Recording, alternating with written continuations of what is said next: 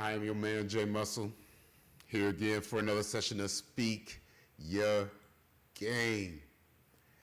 And if you haven't been around for a while, I've come to let you know. Like I said before, we are in the gap in between the end of basketball, beginning of football. So if you haven't been with me, I have already went over partial of the NFC, AFC, the AFC North of the NFL. I've already talked about the Cincinnati Bengals, already talked about the Pittsburgh Steelers. So if you haven't seen it already, go ahead and hit my YouTube page up, give it a look because I'm not repeating myself.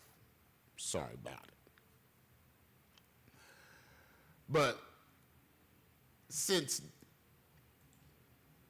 going with the AFC North, I've come to find out there's a lot of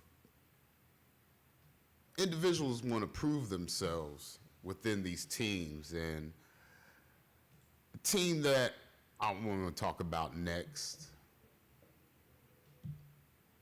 deserves their little shine. I mean, they've made some moves and drawn a lot of attention to themselves, and it could only be up from here for them. It could only be up because last season wasn't too great for them.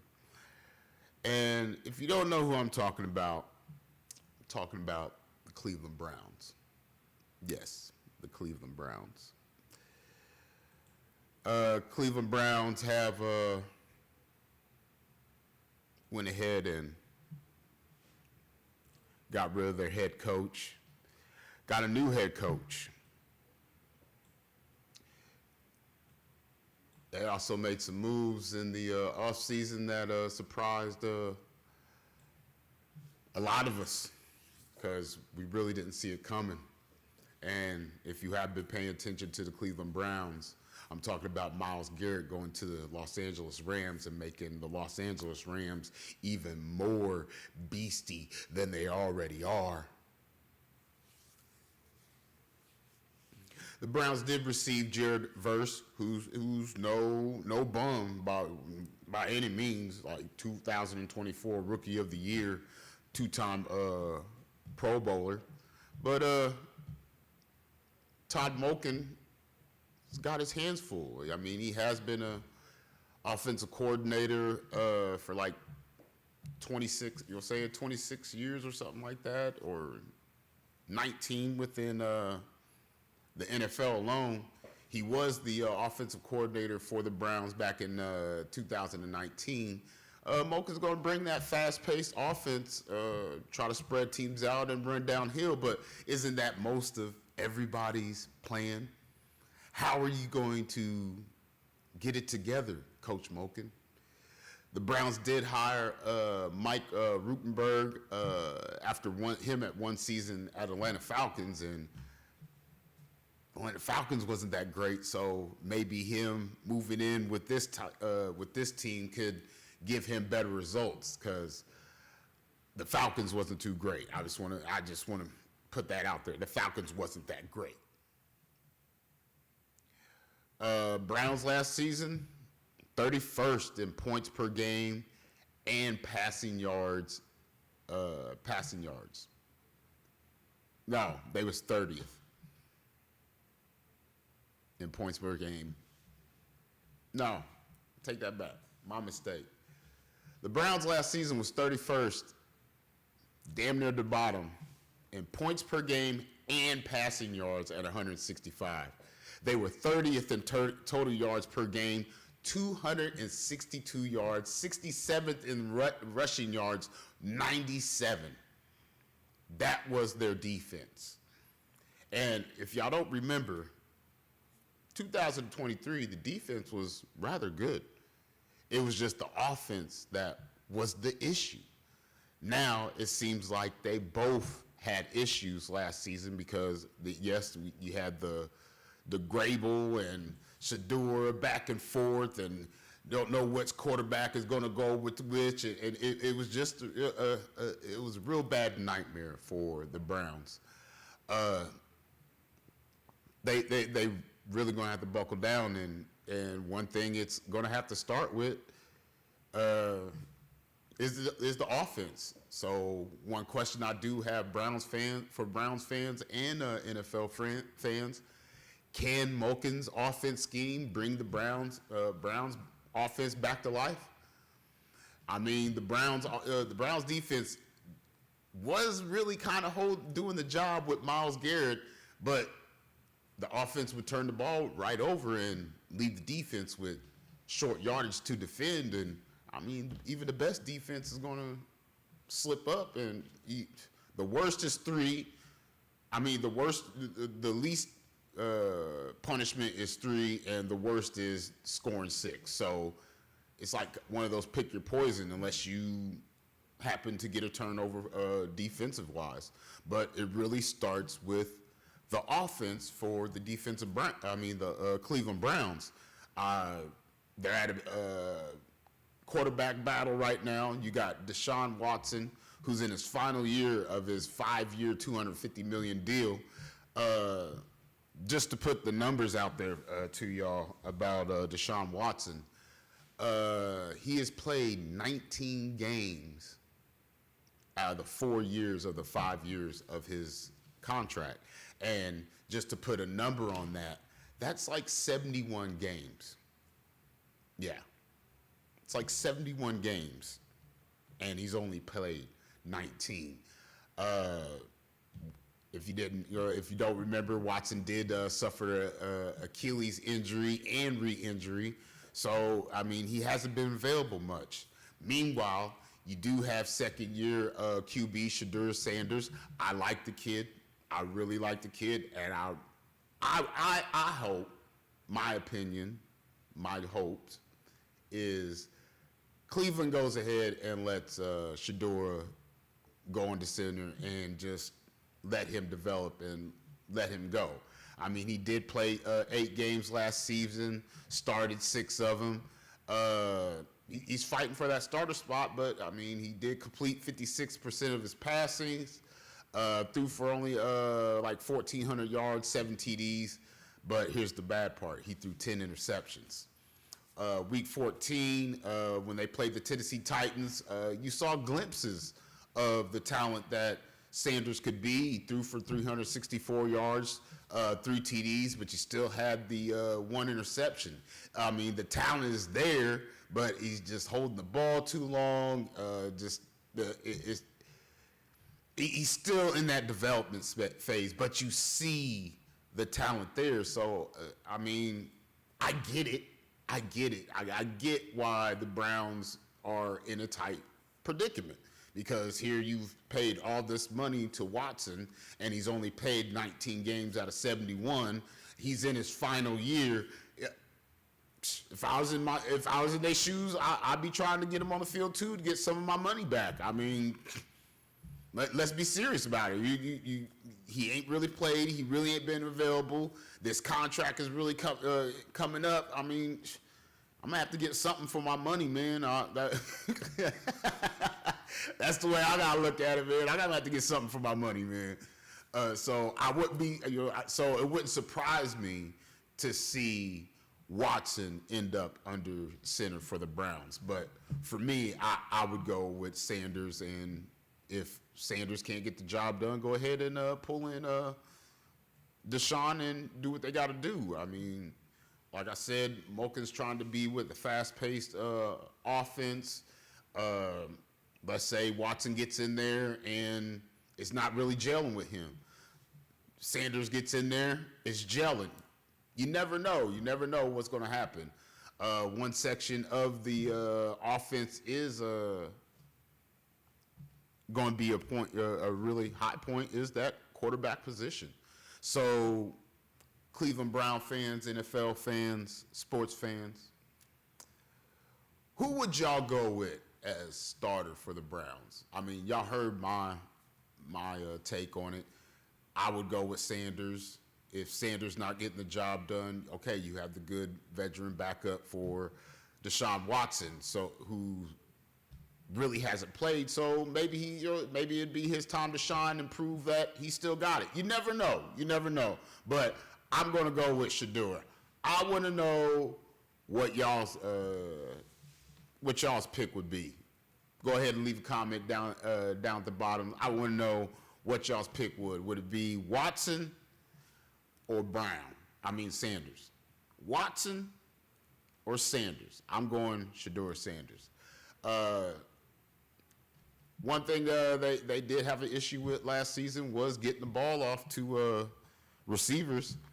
One receiver that just has flashes. I mean, he shows up here, he shows up there every once in a while, and that's got to be Jerry Jeudy. I mean, he only had 602 receiving yards, 7 TDs, but really not his fault. I mean, on 106 targets, he only caught. I mean, I don't want to say he only caught. There was only 50 receptions of those 106. That's less than 50%. That's easy, quick math. So I really think that flipping back and forth between quarterbacks, the timing and everything, it was just bad for Jeudy in last season. The Browns really did pour into the draft this season. Picked up KC Conception, Denzel Boston. These cats could come in automatic and provide a spark in that receiver room to the Browns. You got to watch out for these guys. They were really good in college. They have their moment to shine, and hey, next thing you know, they could be Sunday causing havoc to a defense that really didn't expect it yet.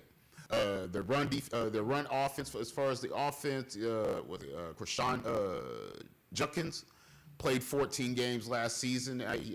He was like one of the best Brown rushing at that moment. He played 14 games, rushed for like 827 yards, 7 TDs before this season-ending injury. He had a dislocated ankle and a broken leg, basically. But he's ready to go. He's in training camp and everything, and they look for him to be ready week 1. So the question is, can the offense capitalize on opportunities if the defense creates them and keep the defense off the field less? Can the Browns offense accomplish that? Because that was one of their major issues last season. The defense would be on the field too long, or the offense would turn the ball over, and now the defense is stuck defending a short field. It's difficult. It's difficult, and if you don't think that, you're naive to the notion. As far as defense for the Browns, I mean, like I said, nobody expected them to trade Myles Garett like that. Like I said, they did pick up a strong raw power edge in Jared Verse, edge guard, defensive edge. But I mean, can they rebuild after Myles Garett? I mean, with Jared Verse, match up with Mason Graham, Alex Wright. I mean, they kind of got like something to prove, to be like, hey, we could be good without Garett. They could come out there and handle business. Like I said, Browns added defensive coordinator Mike Rutan and senior advisor Dom Capers, and they're looking to rebuild a strong defense like it was back in 2023. The only difference is they're going to be with a younger and more aggressive squad. It could happen. It could happen. The defense could be better than they was last season.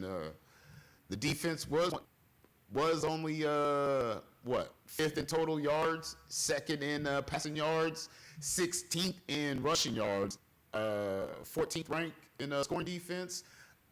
They were around there, but once again, they were defending a short field. Offense would turn the ball right back over or something like that, and then hit back on the field. So it could wear down a defense. That's one of the problems. One of the issues about playing football. You gotta have an even balance of offense and defense. Defense on the field too long, offense is gonna have to balance that out. If the offense is on the field too long, hey, the defense, offense is gonna have to balance that out. It's just a thing of balance with them. But they're going to be facing some real high caliber wide receivers just in the division alone. The Browns are like Jamar Chase, T. Higgins, Michael Pittman Jr. That's just to name a few. Guys like in the D-back area, like Denzel Ward, Tyson Campbell. These guys are going to have to hold it down and lock up some of these receivers and give guys like Verse and Graham enough time to get to the quarterback. Now, you only need 2.4, 2.5 seconds to get to the quarterback. So you'd think that's not a lot of time, but that's a long time. And 2.5 seconds is actually a long time to make a decision and stuff like that.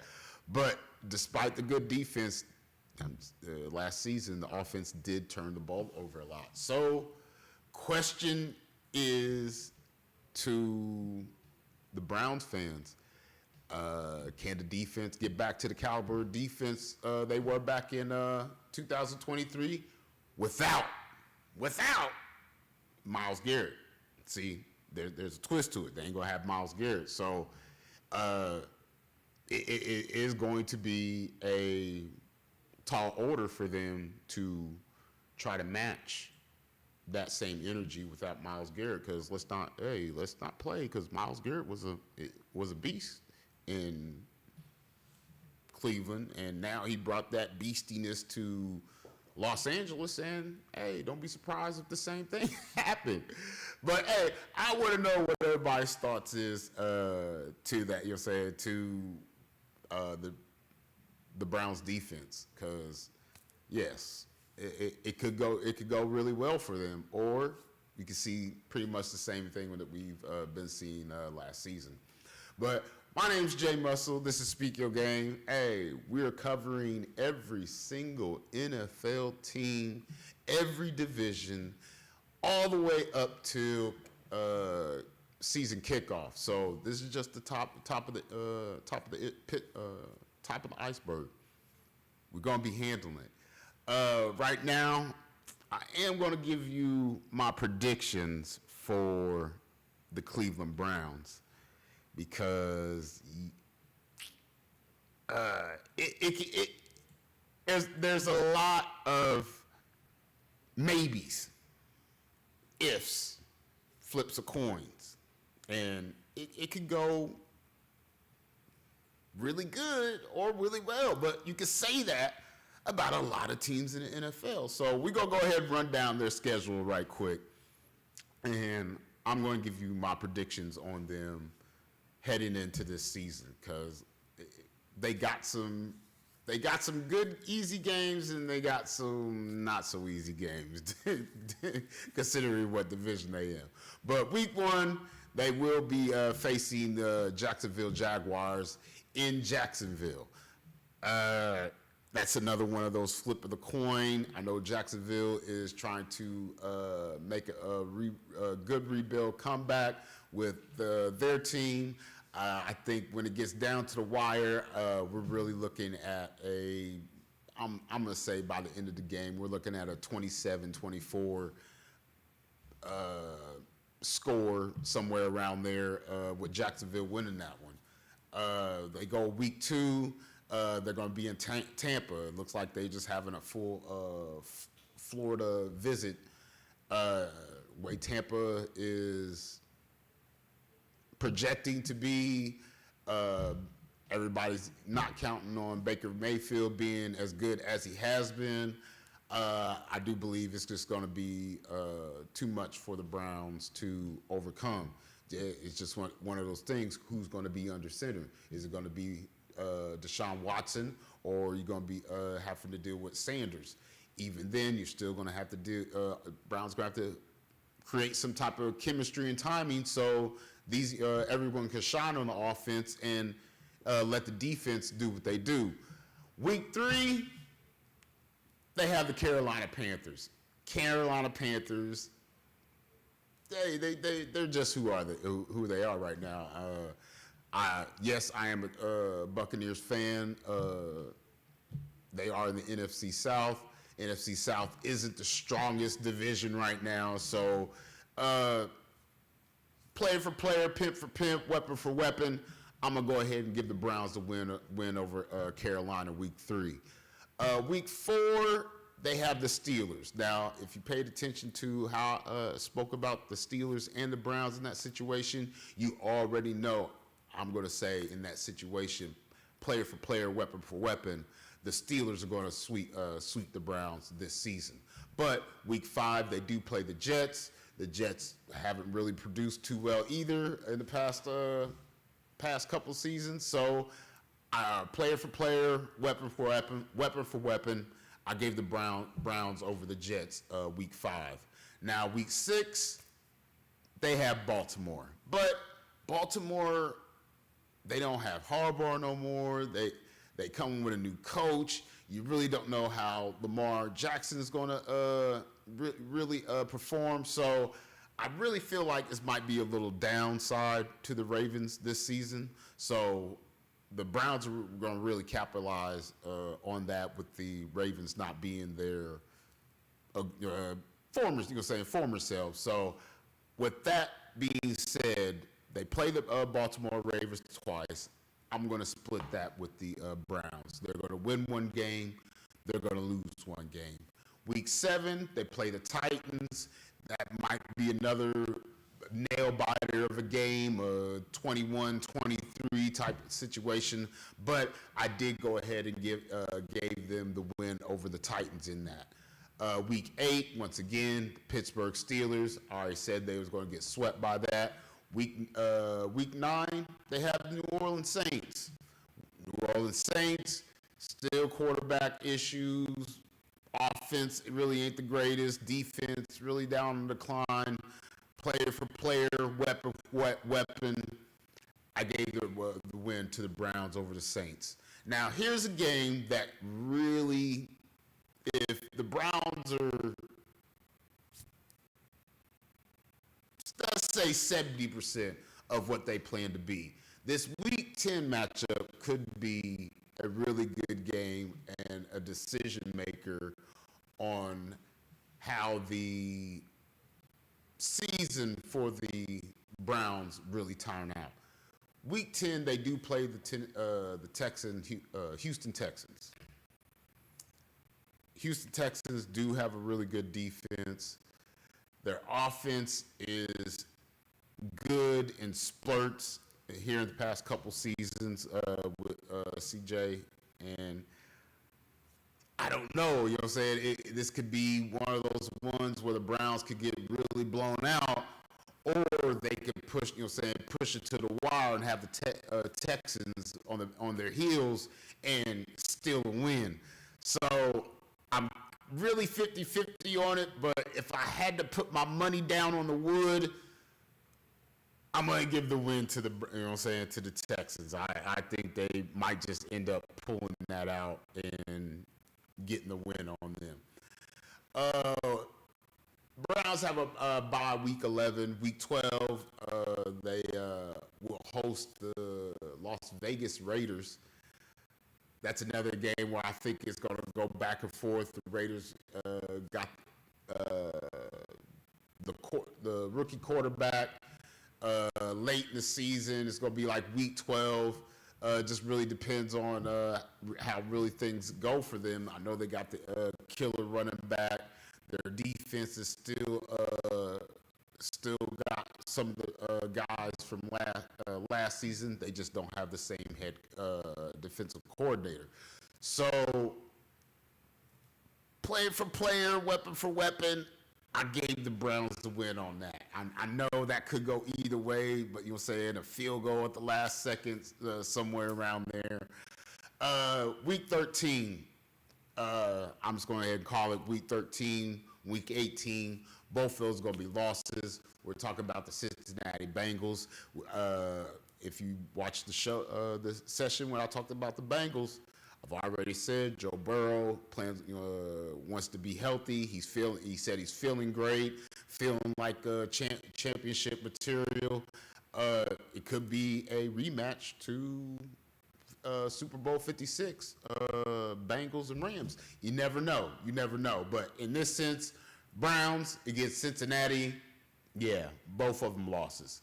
Week 14, another one of those games where it could go either way for either one. That they do play the Atlanta Falcons. If the Atlanta Falcons' run game is on point and that front defensive line isn't stopping anything, the Falcons could run all over them. But Browns could bear down. I do believe with this one, I did give the Browns the win on that, and also the win against the New York Giants Week 15. So that kind of puts them in sort of playoff contention, but once again, depending on how I did say they was going to split with the Ravens. Don't know if they will win or lose Week 16, or win or lose Week 16. But one game that, like I said, late in the season, guys could be hurt. This could mean something. Week 17, they play the Indianapolis Colts at home. Hey, depending on how these other games fall out, it could be a playoff situation for them, and they can get a win.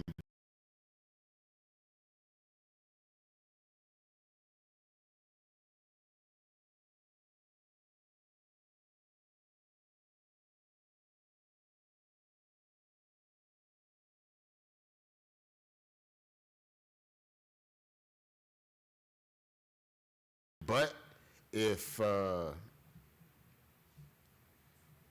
D. Jones is acting anywhere how he was last season, it might not be of a time for the Browns.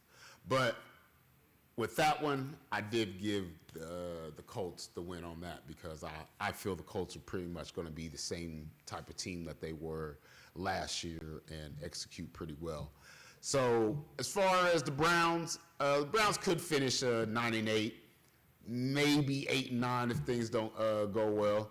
If they could split one of the games with the Bengals and the Steelers, it could possibly hit them into a 10 or 7 situation. Like I said, I am splitting the game division series up with the Ravens, win one, lose one. But like I said, if they could beat the Texans Week 10, like I said, it could be possibly a good 10-7 situation, getting them into the playoffs and possibly towards that championship. You never know. That's the thing about football. You could win, you could lose. Either way, there's going to be a winner. As far as the Browns, it really starts with the offense. Just really who's going to be under center to run the offense. It's going to be Watson. It's going to be Sanders. Either way, one of them really have to get that offensive moving so that defense can be as good as they have been and prove to themselves and to their fans that we don't need Myles Garett. We're good enough. We're better without him. You never know. You never know. But the offense definitely going to have to produce something to give the defense a relax and the Browns a fighting chance to get into the playoffs. Really would like to know what the Browns fans think about their chances for this season. Go ahead and leave a comments down at the bottom. Even NFL fans, I want to know what y'all's thoughts are on the Cleveland Browns making it out of the upcoming season.